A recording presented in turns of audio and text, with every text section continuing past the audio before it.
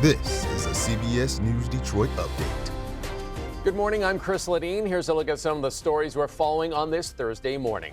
The mother accused of abandoning her children for several years will be in court today. 34-year-old Kelly Bryant is charged with 3 counts of first-degree child abuse. The siblings, who are 15, 13, and 12, were found last week living in filthy conditions. Neighbors we talked to were stunned. People ask me, well, you didn't smell anything? No, I didn't smell anything. I had no idea. Prosecutors believe Bryant abandoned her 3 kids sometime between 2020 and 2021. Police say they survived on food Bryant or a stranger would drop off on the front porch at this housing complex in Pontiac. Police say Bryant's son would text her when their food was running low. Funeral services will be held today for the 2 children who police say froze to death in the family's van while it was in a casino parking garage. The funeral is at Triumph Church in Detroit. The family hour begins at 10. The new McFall Brothers Funeral Home is covering all the costs of the service. A police officer accused of leaving his gun in a school parking lot is suspended without pay and demoted. Lapeer police found the gun in a bag at Lapeer High School last Tuesday. The weapon was left by Genesee County Sheriff's Deputy Jonathan Beecher while he was attending a sporting event. A bill to reform Michigan's minimum wage hike has passed the State House. The measure now heads to Governor Gretchen Whitmer's desk for final approval. The bill allows restaurants to pay less than minimum wage to workers who receive tips. However, if the tips and lower wage do not break the minimum wage level, the restaurant must pay the difference to the employee. Home inspections continue today in the southwest Detroit neighborhood flooded by a water main break. So far, the Detroit Water and Sewerage Department has completed more than 100 inspections, and officials say most of the homes do have water damage. The water main break impacts 400 homes. The city hopes to have everyone back in their home in around 6 weeks.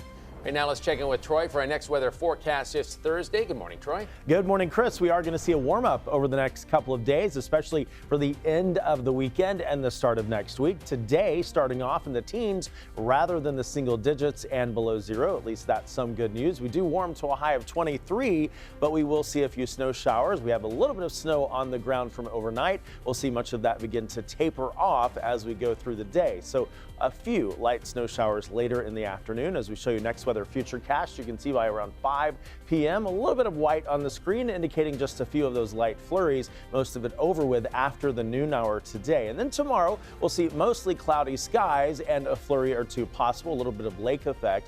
Heading into the weekend, though, we'll actually see a little bit more sun breaking out on Saturday and temperatures warming on Sunday, finally above freezing. High temperatures for today look like this in the 20s, going to 20 in Pontiac, 20 in Lapeer, 22 in Ann Arbor, and 23 for Mount Clemens, as well as Detroit. Early morning temperatures tomorrow, once again in the teens, much like we've seen this morning. We'll be at 14 in Pontiac, 17 in Mount Clemens, 13 for areas like Port Huron.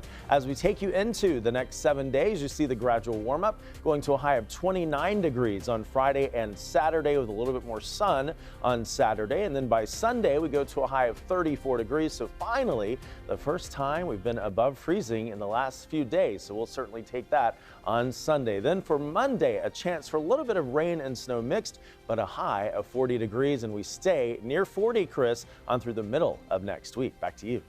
Looking forward to that. Thanks, Troy. And that's a look at your headlines. We'll be back later covering stories that matter to you on air and streaming on the CBS News app and Pluto TV.